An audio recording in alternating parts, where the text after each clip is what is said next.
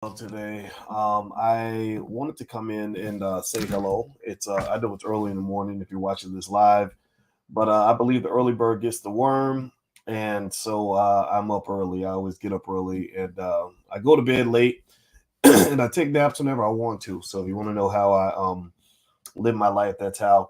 So I want to say good morning to everybody. Those of you on Instagram, how you doing? My Instagram is the real Boyce Watkins.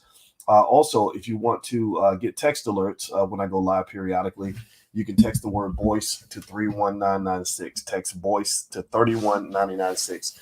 So I decided to do something I call Dr. Boyce Exposed, where I say, ask me any one sentence question and I will give you an honest answer. So if I see your question, I will try my best to give you a short answer to the question.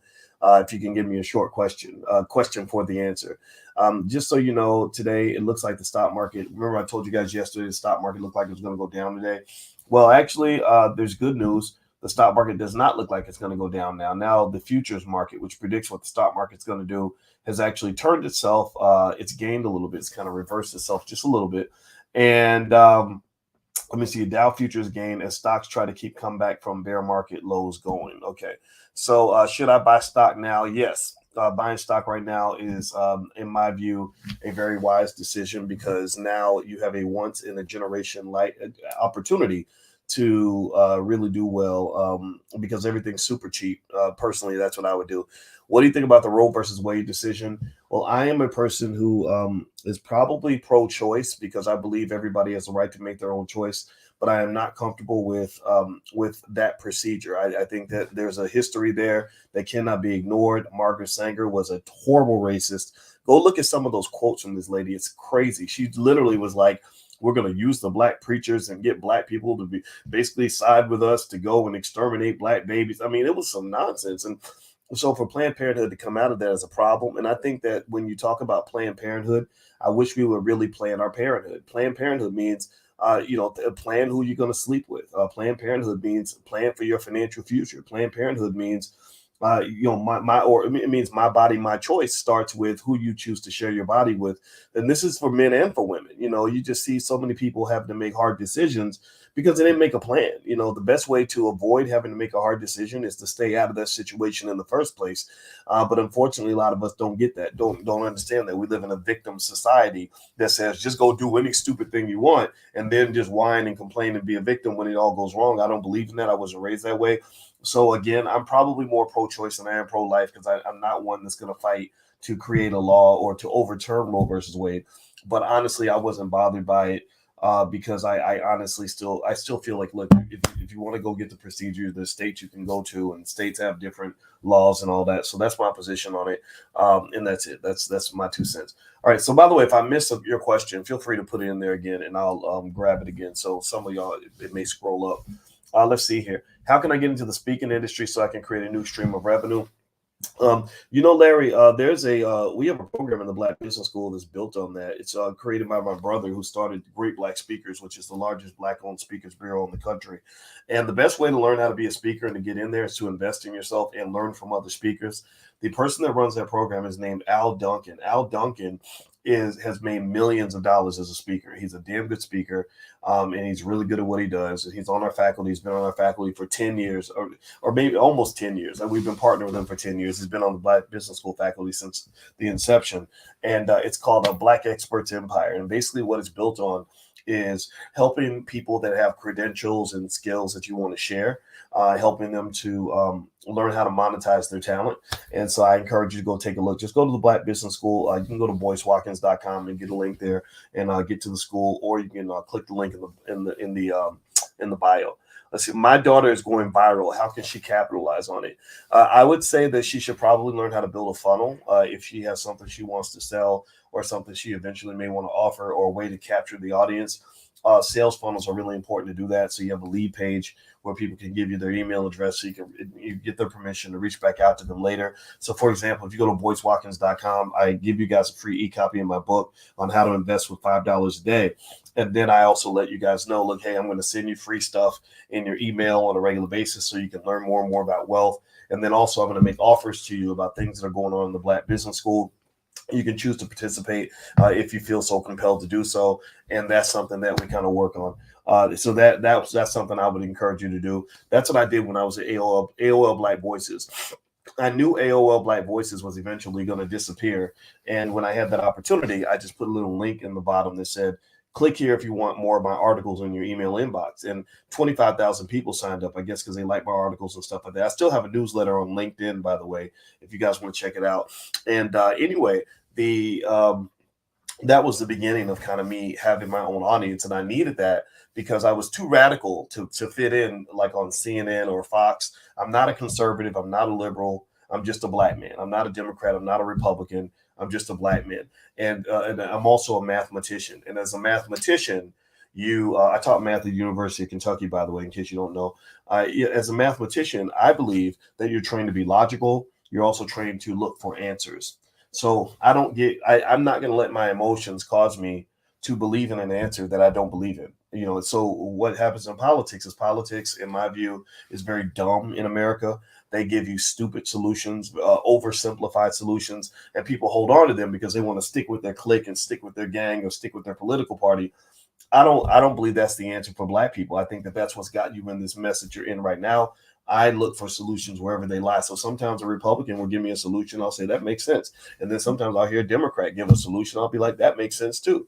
I refuse to jump into allowing myself to be labeled by a political party. That's nonsense. I'm not no cattle. You're not going to brand me.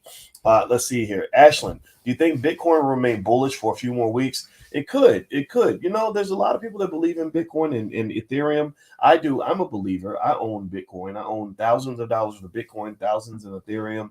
I own a few other cryptos as well. And I'll tell you what, if you go to drboycecrypto.com, you can see all the cryptos that I own. It's drboycecrypto.com. I put a list there so you guys can have it. But basically, I think crypto is going to come back at some point. Not all crypto. Some crypto is going to die. You need to have a shakeout of the industry to get rid of the bad actors. But crypto, I think, is here to stay. I wouldn't. The death of Bitcoin is much exaggerated. AOL, yeah, it was AOL Black Voices. I think this is a dead cat. How long can it rally? It could be a dead cat bounce. But remember, there are interesting things happening with the stock market right now. I mentioned this to you guys last night on my Instagram. My Instagram is The Real Boyce Watkins, if you want to follow. I was mentioning to you guys that I read a study that said that anytime in the last 100 years where the stock market went down more than 15% in the first 6 months, it always went up the second 6 months. I couldn't believe it. 100% of the time. I said, holy crap, this is crazy. So I don't know. So there's no guarantee. One thing about the stock market is there's no guarantee about what's going to happen, but that's a pretty good indicator to say that investing now would be a good idea. Also, if you're a long-term investor, I think you have nothing to worry about. Now, what can throw it off is remember that when you're talking about stock markets are built on expectations. So when you're talking about expectations, you have you have the known, you have the unknown, and then you have the unknown unknowns, right? So you have the things that you know, the things that you know you don't know, and then the things you don't know you don't know. So it's that third category, the unknown unknowns that can rattle the market. So if tomorrow Vladimir Putin announces that the war is over with Ukraine, it's a rally, right? If oil prices start dropping, inflation starts dropping because the price of gas, I mean, a lot of things can happen. But if tomorrow they announce, oh, we're going to war with China, well, boom, over Taiwan or something, right? So you got to just be ready for what they call they call them exogenous shocks. So you got to be ready for these shocks, these shocking events to occur, and they're going to always be there. Let's see here. Let's see. I'm interested in getting more information on investing. Please inbox me, Tanya. I don't inbox anybody. By the way, if you ever get inboxed by me asking you to do something like join my WhatsApp group or whatever, just know I am not on WhatsApp. There are literally scammers that imitate social media influencers who will go out and get you to put money into whatever they're doing. I'm not that guy. Okay. I don't inbox people directly. So if you'd like to get more information on investing, just go to boycewatkins.com. There is a free ebook you can have on that page. And then also there's other information you can get. Just get on the email list by getting the free ebook, and I will send you tons of information. You'll learn more from me than you learned in college. Even if college costs you $200,000 or $300,000, there are also they have these investment programs that are like $10,000, $20,000 a year and all that. You don't have to do all that type of stuff. You don't have to go spend thousands of dollars to learn how to invest. In the Black Business School, a lot of our stuff is free, but then we have some things that have a cost, but the cost is always kept, in the hundreds most of the time. So it's not, exaggerated. So I don't think you have to spend a ton, but I do think that if you find something that's worth your while or something that can make you money, then a smart investor will invest money to go make money. But you have to be sure that it's actually going to work for you. So give some different things a try. How do you feel about Roe? How do you feel Roe versus Wade will affect relationships? I don't think it's going to affect relationships that much, honestly, Justin. I think I've read so much stuff about love. I've read entire books about love because love was very fascinating to me because it was so, I couldn't understand how powerful it was. It was like a drug, my first book I ever wrote was called Financial Lovemaking. And the book Financial Lovemaking, I wrote it because I saw how people were making crazy, like, relationship decisions over money. And I really wanted to understand that. And as I did the research, I found out just how many people just ended up in terrible situations because they dated somebody they dated a guy because he was rich and he ended up being a bastard who ruined their life. Or maybe a guy who doesn't want to have a family, or abandons his kids because he doesn't have enough money, or because he loves sex and he's getting with all these different women. He's now got 8 babies mamas that he can't afford to take care of, so he's suicidal. I really think how's that law going to change relationships? I don't know if it's going to change. I mean, that much. I mean, remember, it's not over yet. The left is fighting hard to switch things back. Also, remember, this is a federal law, so that means different states have their own regulations. So I kind of think Roe versus Wade isn't totally dead. But then again, though, I don't think this is our fight, honestly. I mean, I get it if you feel passionate about it, but it's not something that I would say I'm biased when it comes to the abortion thing because they told my mother to abort me, and I'm kind of glad to be alive. So I don't. And also, here's another thing too. A lot of people, and Margaret Sanger kind of approached it this way too. A lot of people believe you should abort a baby because you don't have enough money, because bills are hard to pay. I'm not a believer in taking a child's life over money. But then again, though, I also am a believer in that maybe if we prepare our kids financially to have enough money, they won't have to make a terrible decision like that. Like, do I want my child to live or die, based on whether or not I can pay the rent? That makes me really sad. I understand money. I'm an expert on money. I appreciate and respect the value of money. But my Lord Jesus, why would you make a life or death decision over money? If that doesn't make you a hardcore capitalist, I don't know what does. I'm not a hardcore capitalist. I don't advocate for any of that. But I don't think life or death decisions should be made over money. That's just my 2 cents. Is this live? Yes, it is, Vic. Let's see here. What are your thoughts on the cryptocurrency market? I think it's going to come back. I'm a believer in Bitcoin, Ethereum. I'm a believer in these cryptos, top notch. I don't believe in the garbage. The garbage is going to die. How do I raise my DUNS number? That's a whole conversation about business credit. I would probably go read a book or take a class on how to establish business credit so you can do that the right way. There's stuff out there for sure. Let's see here. Let's see. FYI, you're sponsoring a class in the library with young girls with your programs. A guy walked in. He is now sponsoring a couple of girls. That's how we do it. All right. I love it. I love it, Dee Dee. That's beautiful. I'm so happy that you're doing it. And I really, I talk to my daughters about money all the time.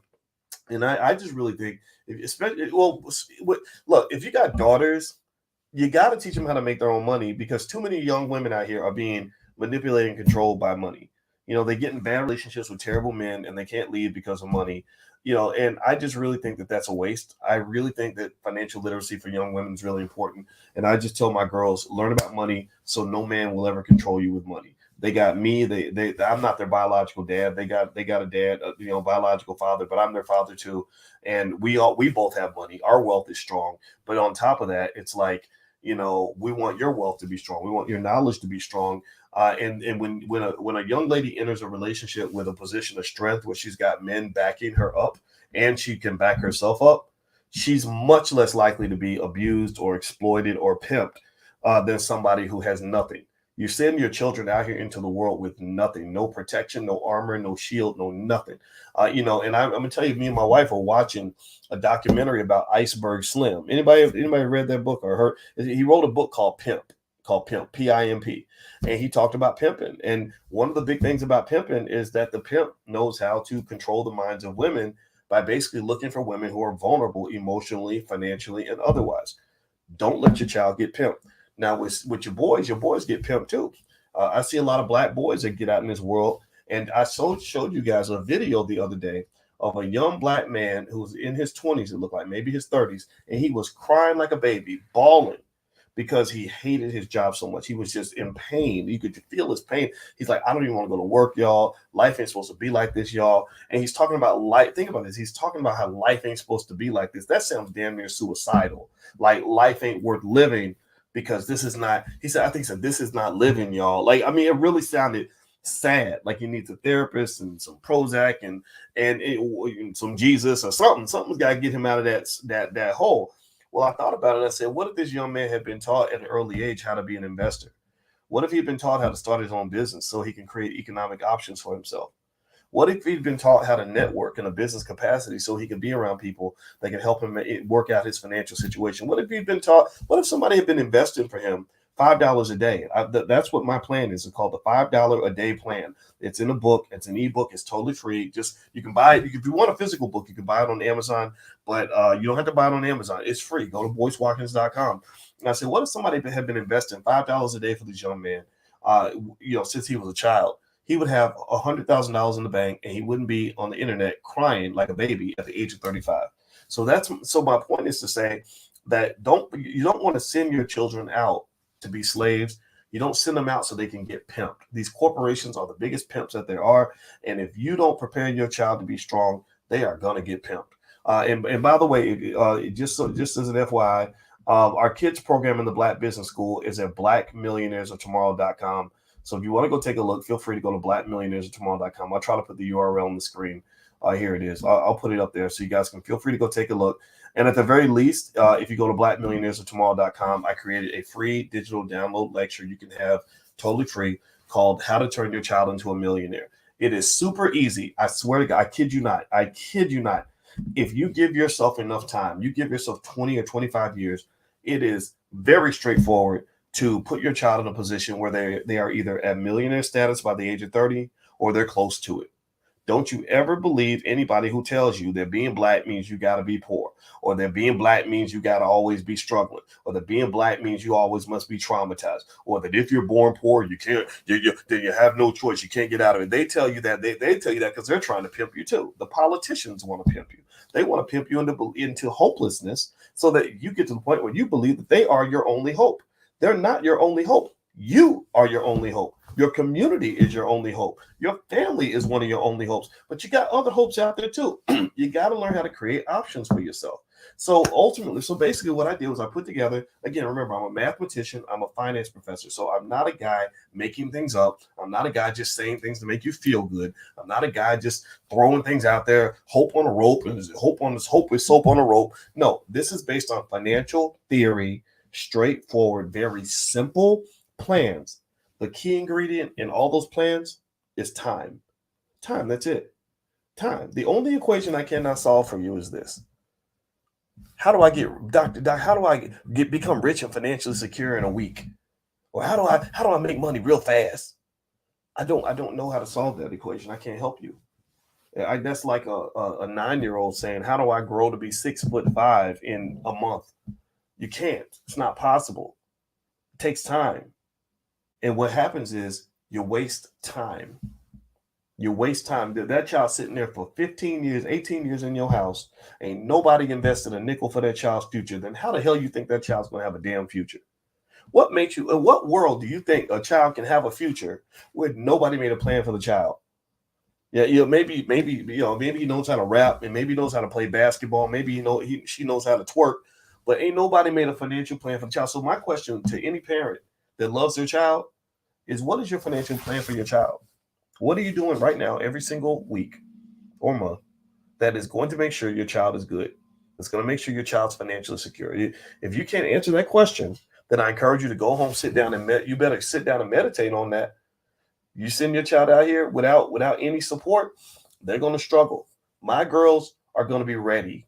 They're not going to be innocent little victims just being slapped around by the world. I want to make sure they are ready. My son is going to be ready because I prepare him. Prepare. Preparation is the key to success. You got it? I know I drilled that point in, That's so important for you to understand.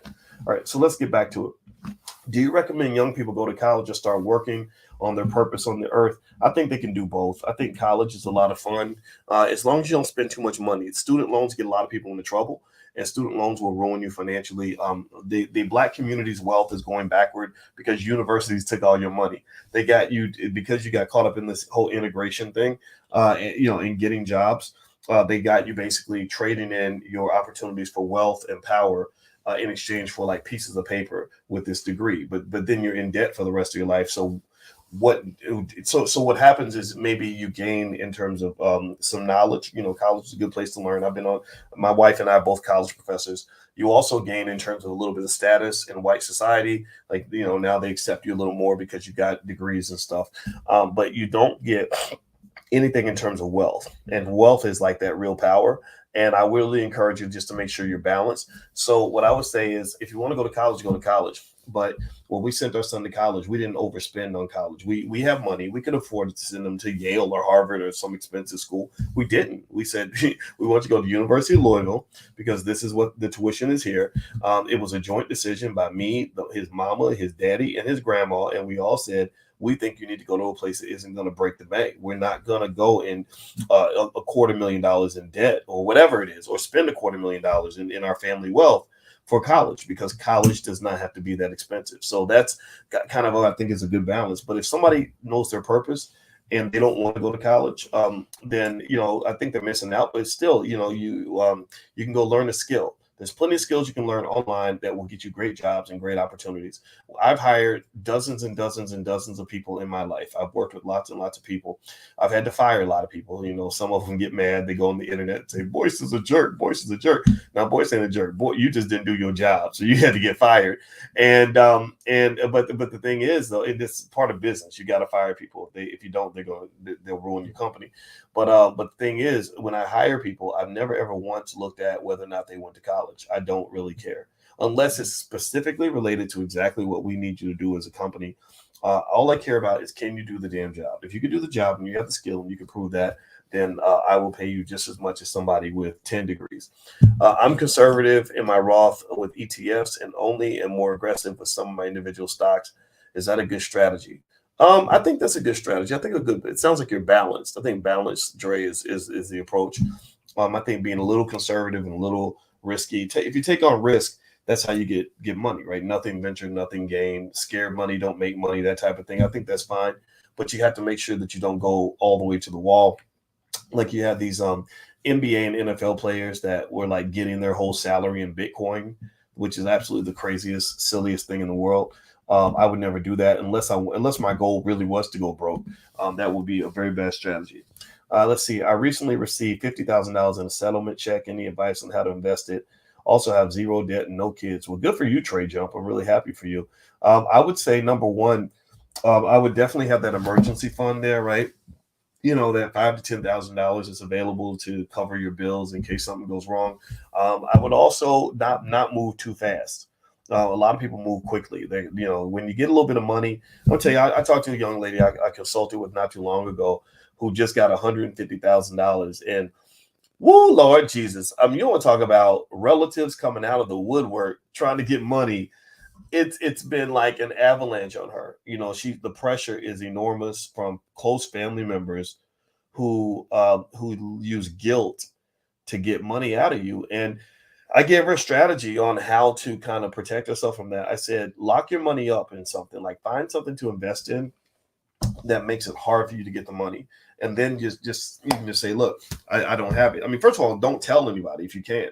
But then second of all, if for the people that do know, get that money locked up somewhere, maybe something that will generate some income for you, and then you can live off the income.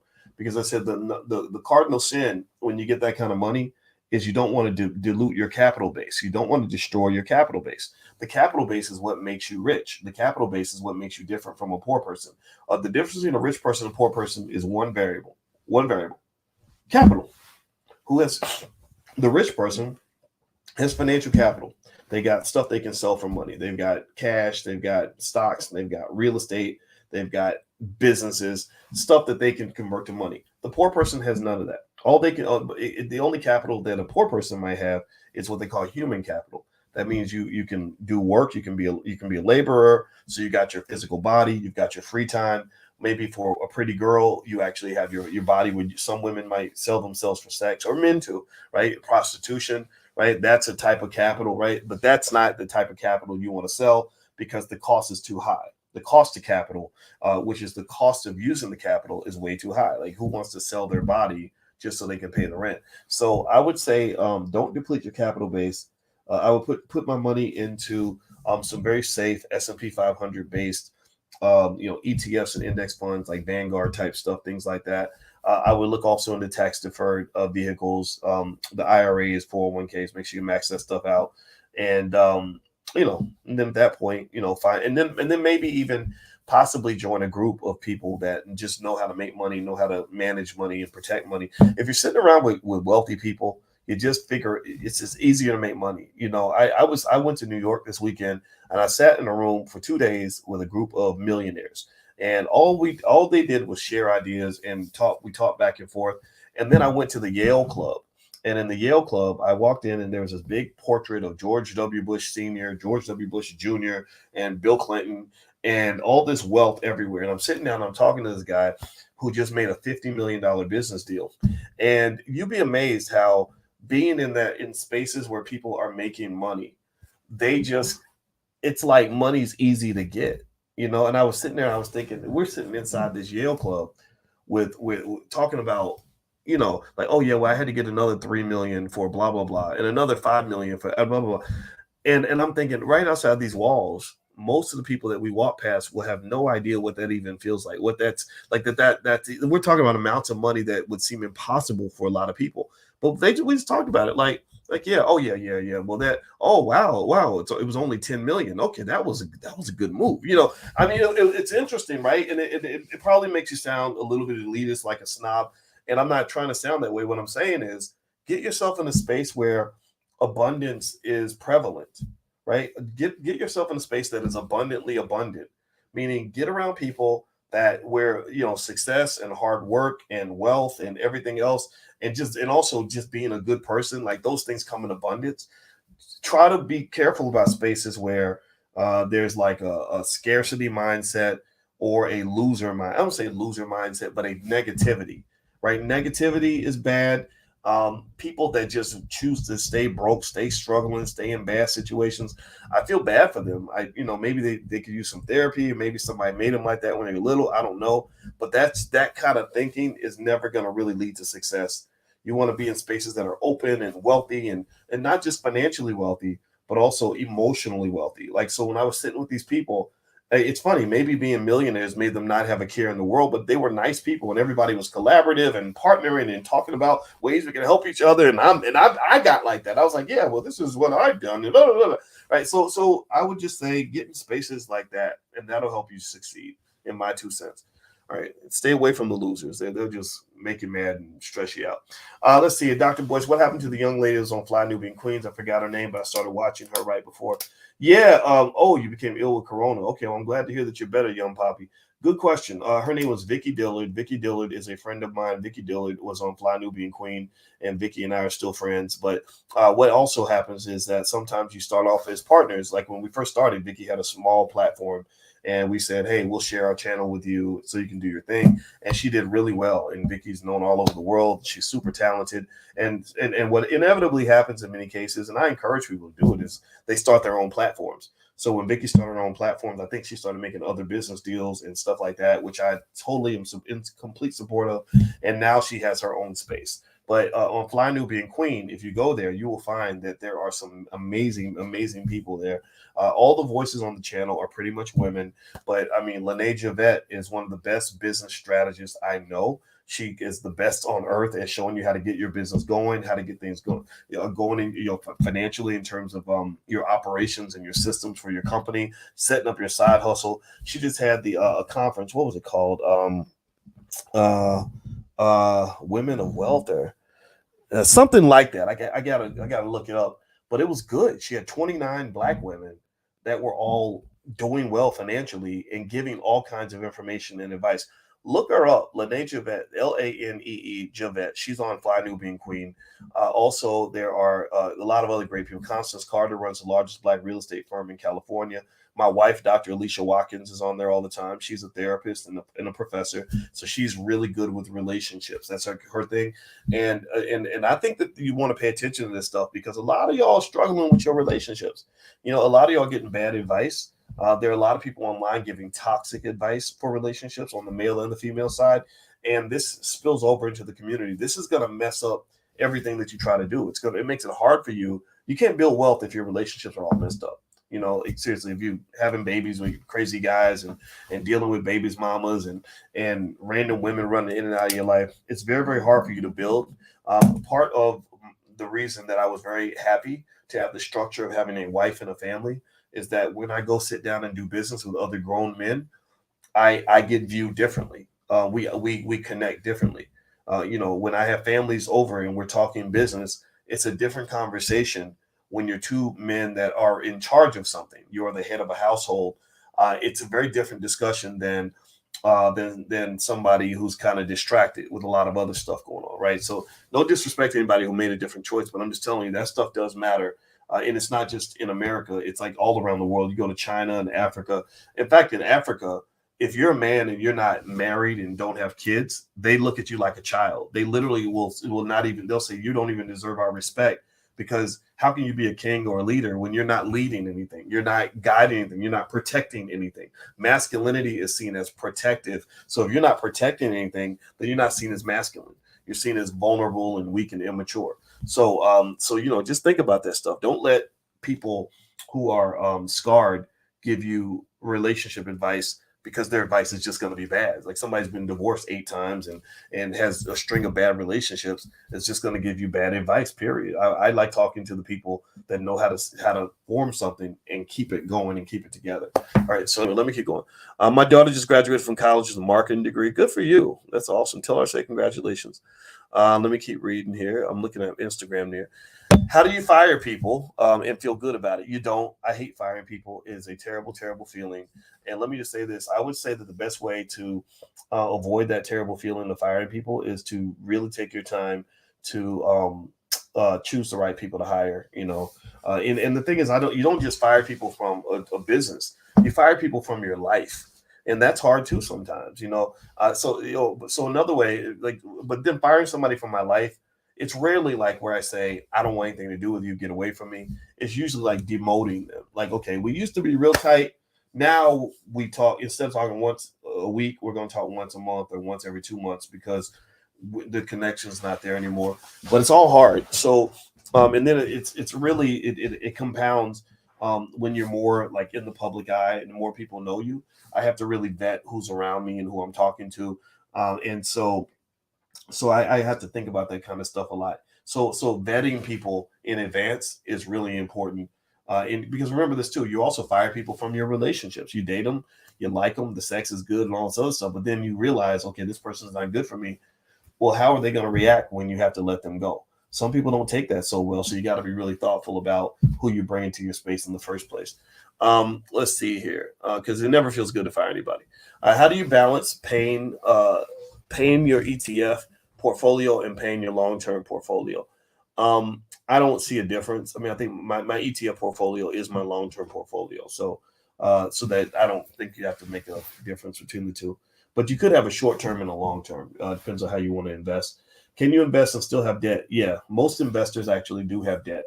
Remember that, the thing about debt, one piece of really bad advice that Dave Ramsey seems to give on a regular basis is that debt is always bad and that you're always better off if you have no debt at all. I think that's 100% untrue. Debt is a wonderful tool if you're trying to scale up your business or if you're trying to make moves financially that you can't make otherwise. Debt is like what I call a financial time machine. That means that if I have this great idea, let's say, for example, one thing that my wife and I are going to do soon is we're going to buy this yacht. And this yacht is going to be super expensive, and we're not going to pay for it, though. We're going to rent it out. We're going to just like we do our houses and everything else. We're going to buy this big yacht, and we're going to let people use it and let them pay us. and that'll pay the mortgage on the yacht, so we won't have to pay for it. But then we'll still have this yacht. We can take the kids on there, right? We're thinking about calling it either the Bolisha or the B1 or something like that. Anyway, so the thing is, saving up the money to buy this expensive boat might take a while, right? But if you can get debt financing and do it carefully, you can actually get it sooner rather than later. You don't have to wait for years to save up the money. You can do it now. If you want to buy a house, the bank gives you a loan. You can get the house now. You don't have to wait 30 years or 20 years to save up enough money to buy a house. So anybody who tells you that debt is always bad is just wrong. Debt becomes toxic when you abuse it, right? So when you have people that are telling you that you should leverage yourself into the ground so you can buy more real estate, keep flipping your properties and take the equity out and buy another one and another one, and another one, and so you can control 100 properties and you only put down 2%. That's not good, because leverage has a dark side. If the economy goes bad or if your finances go bad, you're going to start getting margin calls on some of that debt. You're going to have people pushing, really coming at you really hard. It's going to create a lot of stress.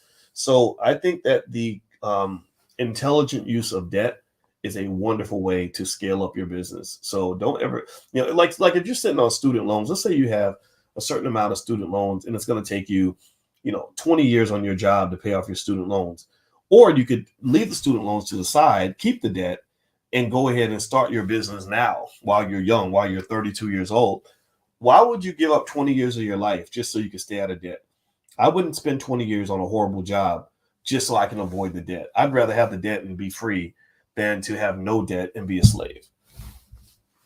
Anyway, let me keep going. How can you invest as a college student without a job? Well, Maria, let's see here. Well, first of all, if you have any extra income, obviously, I think that's important, right? You want to take a percentage of that and start investing with that. Maybe you could take the time to take some sort of class on how to create a side hustle or a small business. Campuses are full of money-making opportunities. When I was on campus, I used to make money doing homework for people. These white kids would have all this money and they would pay me to do their computer science assignments. And I didn't care. I was like, okay, just give me $10 and I'll get it done for you. And I used to tutor them at math, and I used to work in the cafeteria. I had 2 jobs on campus, and I also worked at Arby's or Hardee's. Arby's. It was Arby's. I worked at Arby's and Hardee's, actually. Yeah, because Hardee's was where I was a freshman, and those guys would go in the bathroom and use cocaine. It was very strange. I'm so happy that I wasn't stupid and didn't follow the crowd. But anyway, what I would just say to you is you may want to find a way to generate some extra cash flow, but also remember that investing isn't just money. You can also invest in other ways. So if you start a business with somebody and you don't have any money, you can also give time. You can bring expertise to the table. You can bring connections to the table. There's lots of ways to invest that have nothing to do with money. So never think that money is your only way to be an investor. There's 1,000 ways to invest. What's the best way to get investors for your business without getting your concept stolen with people with more by people with more capital? That, Drew, I do not know the answer to that question. I cannot be the person to help you with that, because I can definitely tell you that. I think protecting your ideas, you can have NDAs and all that, but honestly, people that have capital, a lot of them, like when people approach me with an idea and they're like, oh, I need you to sign this NDA. I'm like, I don't feel like it. Either you trust me or you don't. And also the whole art of raising capital is a whole skill that I would, if that's something you really want to do, I would really go learn how to do it. Like I would go read a book on it and take a class on it and really learn it. My brother's in that industry. He's in private equity, and there's a whole process, and I don't even want to do it. I don't even like to do it. I don't raise money for my businesses like that. If I have a business deal that I want to invite people in, I might invite people that are really close to me if I really like the deal. But I'm not begging for money. I just don't do that. I never have, never will. And I definitely don't take money from corporations or people who, or anybody who doesn't align with the values of the Black Business School. So I'm not that guy to tell you how to go raise that money like that. All right, so let's see here. Next question. But they're all white. They had a head start. I don't know who had a head start. Sorry, I missed that. Let's see. I asked my question like 10 times. I might be blacklisted. Well, you should have put your question right there. Then I would have answered it. What are your thoughts on the real estate market? And is it now a good time to invest? The real estate market is cooling off. It's expected to have a dip when the recession gets here, which they think it will, but they don't think it's going to be terrible or last forever. there could be a bigger dip in the real estate market. If you're a long-term investor, I don't think there's ever a time in history that it wasn't good to buy real estate, because the prices of real estate, the long-term trend is not down. The long-term trend is always up. You'd be hard pressed to find any area where you can buy real estate right now where the price is not higher now than it was 20 years ago. So if you are a long-term investor, like our house, it's I guess 15 years in or something, the value's like tripled in that time. So anybody waiting for real estate to go down to buy, I don't agree with that. I think that you just make your move and you own it and you hold it for a few years and you're going to make your money. Real estate is one of the best investments that there is.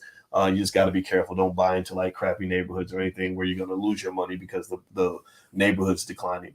Good morning, Dr. Boyce. I'm getting ready to retire. I have no debt except utilities. Wondering where to invest my 401k after retirement. Well, remember, after retirement, you're not going to, you're going to have years of life ahead of you, many years of life. So you can still be a long-term investor.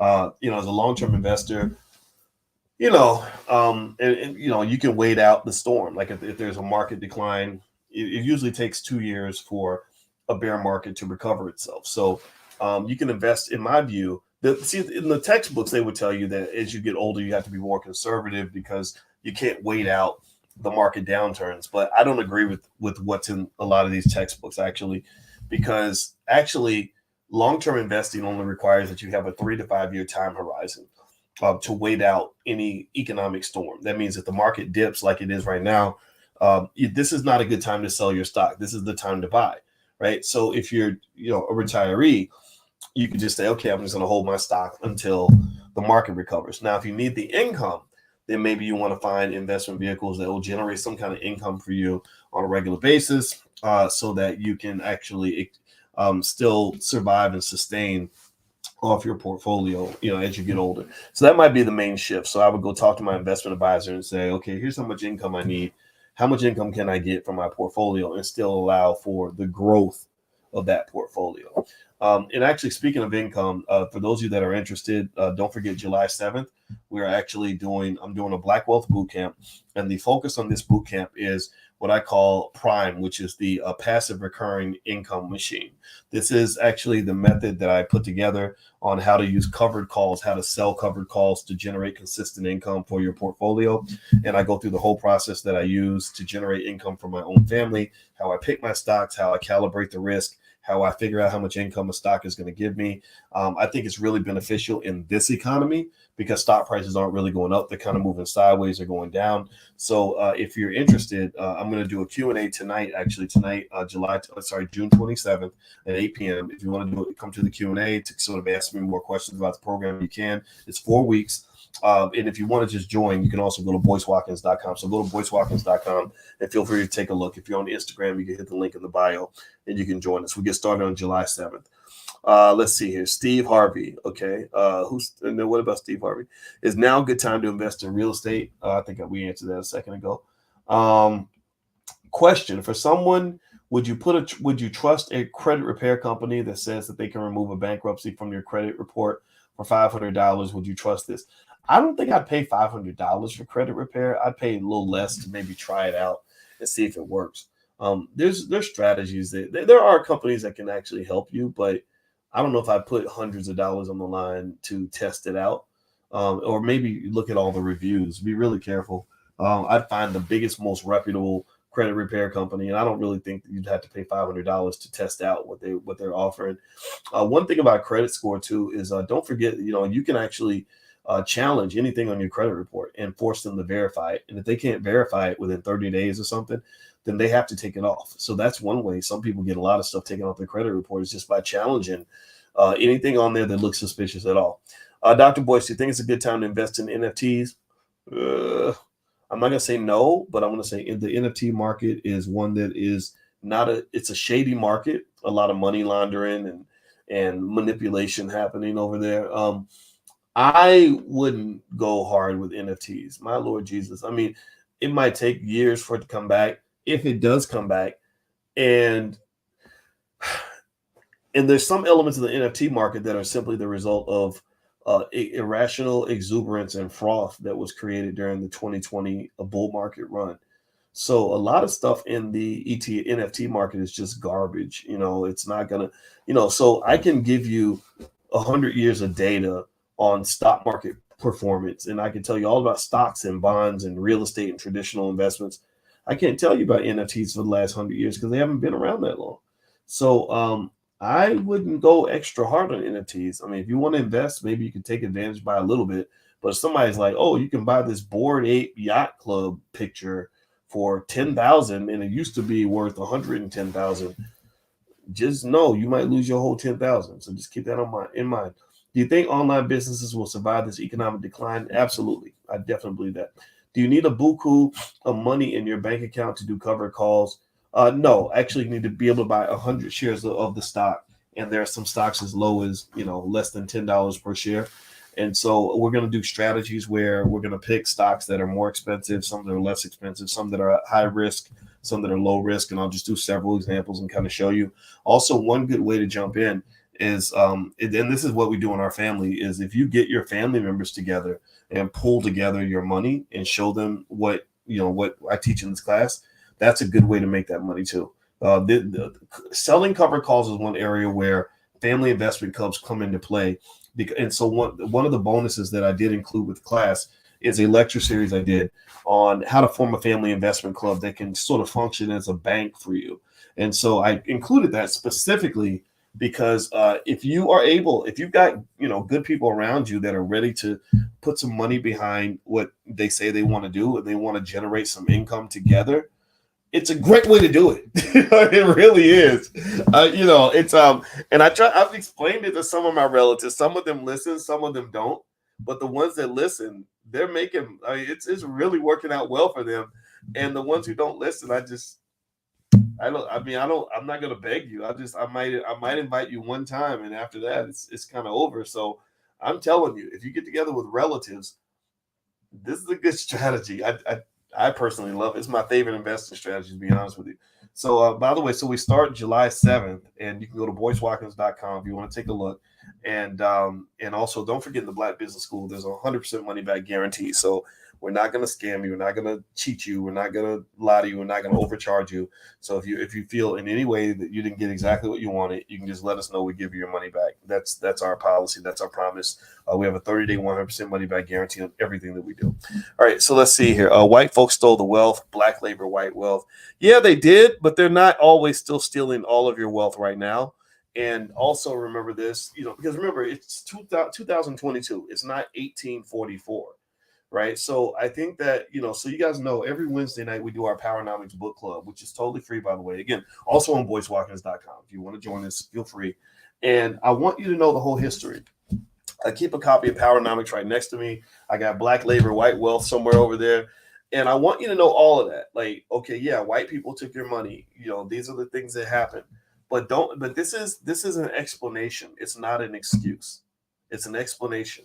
It is not an excuse. I'm not trying to build you a crutch so you can spend the rest of your life complaining about how you have nothing because white folks took everything. No, I want you to understand the blueprint of how America is built and where the windows of opportunity might be. It's like if I'm a football coach and I explain the other team's defense and how they stop you from scoring, how they cause fumbles, how they take the ball away from you, I'm not telling you to sit down and cry and let them have all the points. I'm saying, like, okay, let's find the vulnerabilities in the defense and let's exploit those so that we can get in here and win some games and score some touchdowns for our team too. So you got to score touchdowns, man. America is not a country that has no opportunity. That is just crazy. If you believe that, it doesn't mean that it's fair. It's not fair. We know that, but there's 1,000 opportunities, and sometimes we get in our own way. That thinking of I can't do nothing without a white man's permission. I reject all of that. I curse it to the root. I'm not living like that. You're not going to ever tell me that another man who's a man just like me, who puts his pants on one leg at a time just like me, is going to stop me from being the man that God meant for me to be. No. You're who you are and what you've done. I congratulate you for that. But I'm coming. and other strong people in the community. You're coming. Go do what you got to do. Focus on your family. Take care of your kids. Build your life. Make good choices in your life. Make your investments, and good things will come to you. That's what I believe in. So let me keep going. Is there a real estate correction coming by the end of the year? Yeah, but I wouldn't sit around waiting for it because nobody knows exactly when it's going to happen. Um, let's see here. What do you, Dr. Boyce, look for when you want to invest in a person or person's vision? I think I look, I don't know. I'm trying to think here. Like sometimes people will submit stuff if they want to be on like Fly Nubian Queen. We have a channel for women. It's pretty good. It's got 250,000 subscribers and lots of women are on there and stuff. And the team really looks at it and then they'll show it to me sometimes, but they make the decisions. But um, I guess I don't know if somebody is talented and interesting and determined, like consistent. Consistency is big. If you're not consistent, then don't do it because you're wasting everybody's time. And also, if you have a product, people underestimate the importance of being able to sell your product.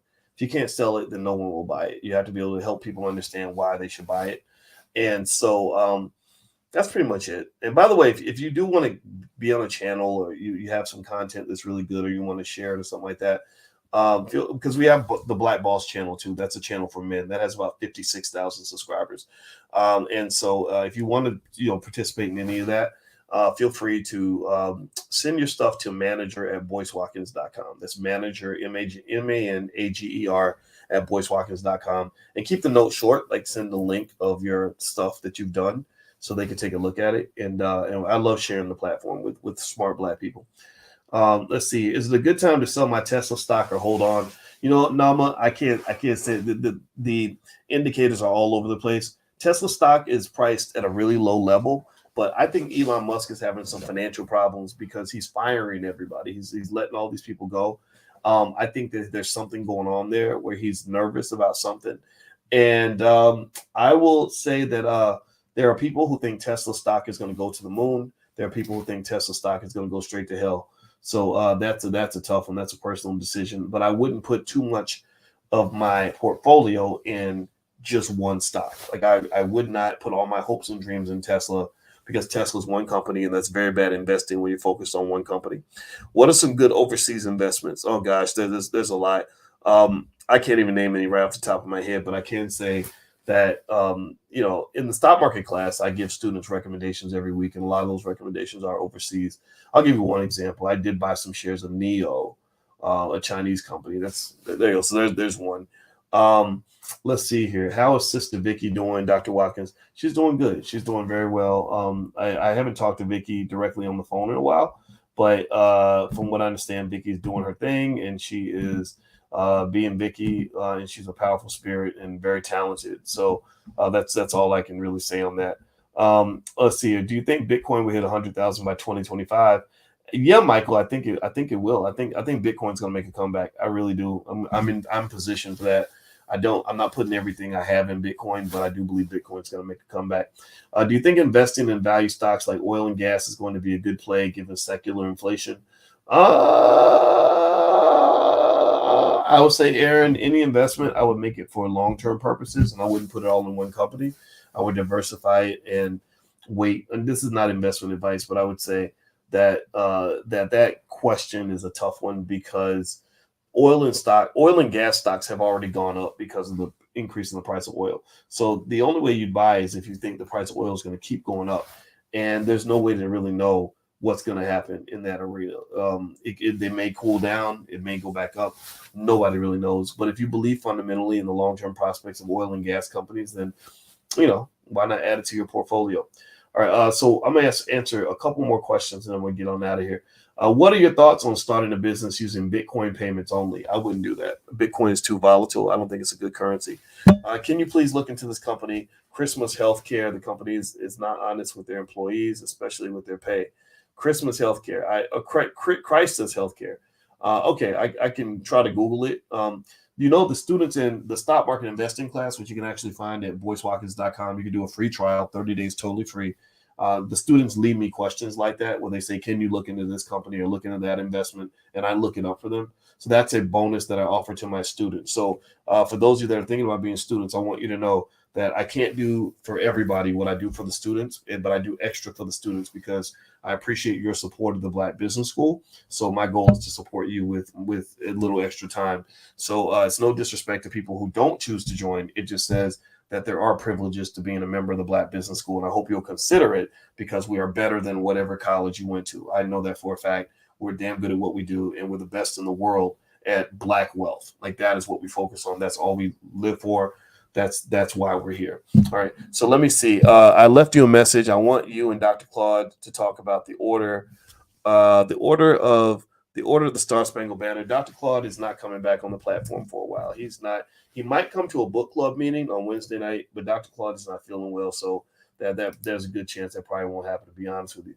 Dr. Boyce, do you think Black men should reconsider conservative values over the liberal way of doing things? I think that Black men should decide for themselves what values work for them. The thing that people don't get, dumb people don't, this is a good place to finish the conversation because it's wealth and it's everything tied together. One thing that dumb people don't understand is that the solutions for the Black community don't all lie in a liberal box. They do not all lie in a conservative box. So when you're talking about Patrisse Cullors and Black Lives Matter in that liberal, communist, Marxist box, unfortunately, the problem is they become more communist and Marxist and liberal than they are actually Black, because every single solution they come up with for the Black community is literally something that has been them carrying water for the Communist Party or the Marxist Party or for the Democratic Party. So it's almost like having a coffee where you put so much cream in the damn coffee that you have 90% cream and 10% coffee. That ain't good coffee. That's not good coffee. You have diluted your Blackness when you do that. And the same thing is true on the conservative side. The same argument can be made. When you're talking about solutions for the Black community, for example, I'll talk to my conservative friends who believe Jesus is the answer for Black people. Like, if we all had Jesus and we all went to church, everything would be better. I'm not disagreeing that the church can't play a huge role in the benefit of Black people, but my Lord Jesus, some of these churches ain't doing nothing for Black people. Some of these churches are turning Black people into bigger slaves.